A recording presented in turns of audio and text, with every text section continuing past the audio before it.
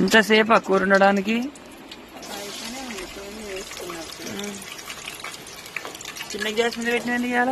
చిన్నగా వస్తుంది కొంచెం అన్నం అయినాక తీసి ఈతల గ్యాస్ మీద పెడతాం.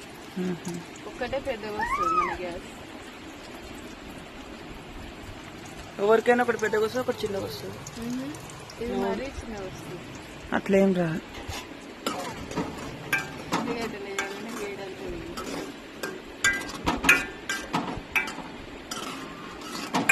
మరి మీరేం కూర చేసుకున్నారో కామెంట్ పెట్టండి. మాదైతే ఈరోజు టమాటా పచ్చిమిర్చి